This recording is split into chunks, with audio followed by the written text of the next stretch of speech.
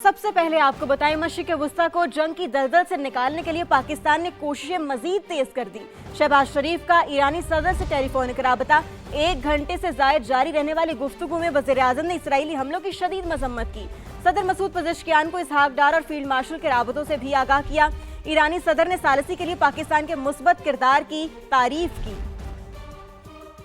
खित्ते में जारी जंग रुकवाने के लिए पाकिस्तान सफ़े अव्वल में। वज़ीर आज़म शहबाज शरीफ का ईरानी सदर डॉक्टर मसूद पज़ेश्कियान से राब्ता। दोनों रहनुमाओं ने 1 घंटे से जायद देर गुफ्तगू की। कशीदगी में कमी और अमन की कोशिशों पर तफसीली तबादला ख्याल किया गया। वज़ीर आज़म ने ईरानी सदर को अपनी, नायब वज़ीर आज़म इसहाक डार और फील्ड मार्शल सैयद आसिम मुनीर की जानिब से अमरीका, बरादर खलीजी और दीगर इस्लामी ममालिक के साथ जारी सिफारती राब्तों का बताया। कहा, इन तमाम कोशिशों का मकसद अमन मुज़ाकरात के लिए साजगार माहौल पैदा करना है। उम्मीद है इज्तिमाई काविशें कशीदगी के खात्मे की मौसर राह निकालेंगी। वज़ीर आज़म ने ईरान पर इसराइल के मुसलसल हमलों, बिलखुसूस गुज़श्ता रोज शहरी तनसीबात को निशाना बनाने की शदीद मजम्मत की। मुश्किल हालात में ईरानी अवाम के साथ मुकम्मल यकजहती और हिमायत का एआदा।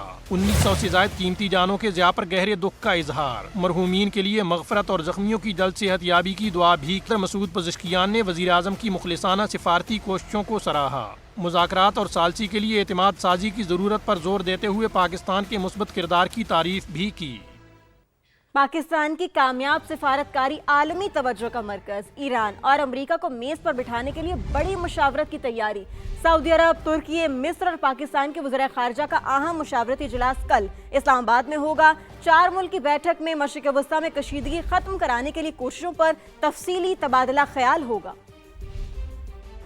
ईरान और अमरीका के दरमियान जंग के खात्मे और खित्ते में अमन की बहाली के लिए पाकिस्तान का एक और अहम इकदाम। नायब वज़ीर आज़म इसहाक डार ने बरादर इस्लामी ममालिक सऊदी अरब, तुर्किया और मिस्र के वज़राए ख़ारजा को 2 रोज़ा दौरे पर इतवार को इस्लामाबाद मदऊ कर लिया। चारों अहम तरीन इस्लामी ममालिक के वज़राए ख़ारजा ईरान और अमरीका को सिफारतकारी के जरिए अमन पर आमादा करने की राह निकालेंगे। तर्जुमान दफ्तर ख़ारजा के मुताबिक नायब वज़ीर आज़म की दावत पर सऊदी वज़ीर ख़ारजा प्रिंस फैसल बिन फरहान आले सऊद 29 से 30 मार्च तक पाकिस्तान का दौरा करेंगे। तुर्किया के वज़ीर ख़ारजा हाकान फैदान और मिस्री वज़ीर ख़ारजा डॉक्टर बदर भी इतवार को इस्लामाबाद पहुँच रहे हैं। इसहाक डार तीनों ममालिक के वज़राए ख़ारजा को खित्ते में अमन के लिए पाकिस्तान की कोशिशों से आगाह करेंगे। चारों रहनुमा मौजूदा संगीन सूरत हाल पर तफसीली तबादला ख्याल करेंगे कि जंग का खात्मा कैसे मुमकिन है। सऊदी अरब, तुर्किया और मिस्र के वज़राए ख़ारजा की वज़ीर आज़म शहबाज शरीफ से भी मुलाकात होगी। तर्जुमान दफ्तर ख़ारजा के मुताबिक पाकिस्तान सऊदी अरब, तुर्किया और मिस्र के साथ बरादराना ताल्लुकात को इंतहाई अहम समझता है। बरादर ममालिक के वज़राए ख़ारजा का दौरा बाहमी ताउन और हम आहंगी को मजीद मजबूत बनाने का मौका फराहम करेगा।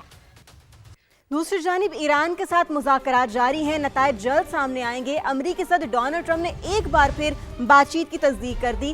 पाक भारत जंग रोकने का जिक्र करते हुए सदर ट्रंप ने एक बार फिर वज़ीर आज़म शहबाज शरीफ की तारीफ की और उन्हें बेहतरीन इंसान करार दिया। तो आपको इस हवाले से अपडेट कर रहे हैं कि ईरान के साथ मुज़ाकरात जारी हैं, नतायज जल्द सामने आएंगे। अमरीकी सदर डोनाल्ड ट्रंप ने एक बार फिर बातचीत की तस्दीक कर दी है और पाक भारत जंग रोकने का जिक्र करते हुए सदर ट्रंप ने एक बार फिर वज़ीर आज़म शहबाज शरीफ की तारीफ की और उन्हें बेहतरीन इंसान करार दिया। उन्होंने मजीद क्या कहा, आपको सुनवाते हैं। For 47 years, Iran has been known as the bully of the Middle East, but they are not the bully any longer. They're on the run. They don't know what's happening. Remember this. They lied about 3 days ago. I said, yeah, we're negotiating with Israel. We are not negotiating. They're being hit so hard. Anybody. They're begging to make a deal. They said, we're going to send you 8 ships of oil. And then people realized we were actually negotiating. We're negotiating now, and they have to open up the Strait of Hormuz. The Middle East will be transformed, and the future of that region is never, I don't think it's ever looked brighter. You couldn't have, we did the Abraham Accords. I hope you're going to be getting into the Abraham Accords finally. Yeah, so will you please go back and explain? It's time now. I stopped 8 wars. I even stopped India and Pakistan. And they were going at it for a week. They had 9 planes already shot. Prime Minister, actually a great guy, the Prime Minister of Pakistan said President Trump saved 30 to 50 million people. Iran के खिलाफ अमरीका और Israel की जारियत जारी। ख्वाजिस्तान में Israeli steel plant पर बमबारी। Tehran में university of science and technology और बुशहर में एटमी पावर प्लांट के करीब बम बरसाए गए। ईरान ने जवाबी हमलों में तल अबीब और खित्ते में अमरीकी तंजीबात पर मिसाइल दाग दिए। ईरानी फौज के तर्जुमान के मुताबिक दुबई में अमरीकी फौज के 2 ठिकानों को निशाना बनाया गया, जहां 500 से ज्यादा अमरीकी फौजी ठहरे हुए थे। दुबई में हमले में यूक्रेन का एयर डिफेंस डिपो भी तबाह। अबू धाबी में मिसाइल का मलबा गिरने से 1 पाकिस्तानी और 5 भारतीय शहरी जख्मी हो गए। सऊदी अरब में प्रिंस सुल्तानिया बेस पर हमले में 12 अमरीकी फौजी जख्मी हुए। 1 ऑयल टैंकर और 1 रडार तैयारा भी तबाह हो गया। कुवैत एयरपोर्ट में रडार सिस्टम तबाह कर दिया गया। ओमान के करीब अमरीकी बहरी जहाज को निशाना बनाया गया। लबनान में इसराइली बमबारी से 5 तिब्बी कारकुन, 4 किसान और 2 सहाफी शहीद हो गए।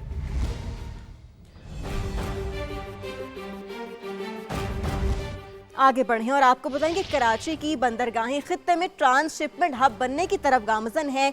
ईरान जंग ने बिजनेस ट्रेंड बदल दिया है और खित्ते की जंग ने बहरी रास्ते भी बदल दिए हैं। महफूज समझी जाने वाली खलीजी बंदरगाहें महंगी और खतरनाक हो गईं और फिर हुआ यूं के जहाज कराची आने लगे और ये बहरी जहाज पाकिस्तानी कार्गो ही नहीं, तीसरे ममालिक का ट्रांसशिपमेंट कार्गो भी ला रहे हैं। ट्रांसशिपमेंट कार्गोस की कतारें लग गईं। जो कार्गो 1 साल में हैंडल होता था उसे अब 1 माह में आगे बढ़ाया जा रहा है। मार्च में 30 से ज़ायद जहाज ट्रांसशिपमेंट कार्गो के साथ कराची पहुंचे और सिर्फ 27 दिन में 8,313 कंटेनर्स हैंडल किए गए। हुकूमत और बंदरगाही इदारे फौरी मुतहरिक हुए। निज़ाम को तेजी से फाल बनाया गया। गुंजाइश भी बढ़ाई गई। कराची पोर्ट 20,000, पोर्ट कासिम 12,500, जबकि गवादर पोर्ट 5,000 कंटेनर की सलाहियत के साथ फाल है। हुकूमत ने कवायद में नरमी करते हुए ऑफ डॉक टर्मिनल्स पर कार्गो स्टोरेज की इजाज़त दे दी। नतीजा ये निकला कि 60,000 कंटेनर्स तक इजाफी गुंजाइश बन गई। लागत कम करने के लिए NLC ने भी स्कैनिंग चार्जेस में 50% रियायत कर दी। मुकम्मल ट्रांसशिपमेंट जहाज़ों के लिए रियायत 75% तक है और टर्मिनल ऑपरेटर्स ने भी चार्जेस में 25% कमी कर दी है, जबकि बर्थिंग फीस में 60% तक रियायत दी गई है और समंदर से फ़ज़ाई ट्रांसशिपमेंट की इजाज़त भी दे दी गई है और कार्गो क्लियरेंस तेज करने के लिए नए कस्टम्स पैरामीटर्स मुतारिफ कराए गए हैं।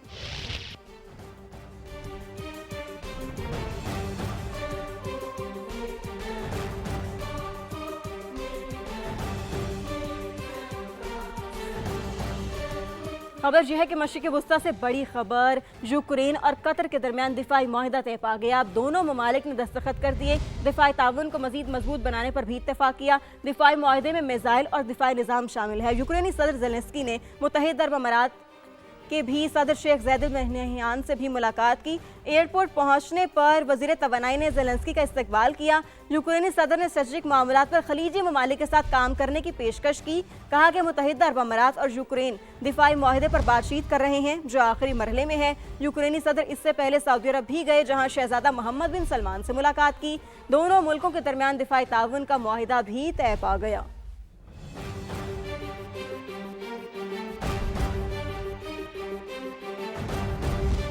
एक और अहम खबर, मकबूजा कश्मीर में भी पाकिस्तान की अस्करी क़यादत से मोहब्बत का इजहार। शहरी का we love you field marshal का पोस्टर। वीडियो में शहरी को आमपुरा जंगलात हेडक्वार्टर्स के सामने पोस्टर लहराते हुए देखा जा सकता है। पाकिस्तान की सिविल मिलिट्री क़यादत दुनिया भर में तनाज़ात से मुतासरा मजलूम अवाम के लिए उम्मीद की किरण है। नाज़रीन, दवा ना खाएं तो बीमारी से खतरा, दवा खाएं तो महंगाई मार डाले, जाएं तो जाएं कहां, अवाम की दुहाइयां। मशरिक़ वुस्ता की जंग के शोलों ने दवाओं की कीमतों को भी आग लगा दी है। शुगर कंट्रोल करने वाली इंसुलिन की कीमत में 100% से ज़ायद इजाफा हुआ। इस हवाले से आपको मजीद बताएं तो इंसुलिन इंजेक्शन डिवाइस की कीमत 2200 से बढ़ाकर 4,720 रुपये कर दी गई। थायराइड की दवा के रेट में 200% से ज़ायद इजाफा हुआ। कीमत 85 से बढ़ाकर 290 रुपये कर दी गई। विटामिन बी की कमी दूर करने वाली दवा भी 20% महंगी हो गई है।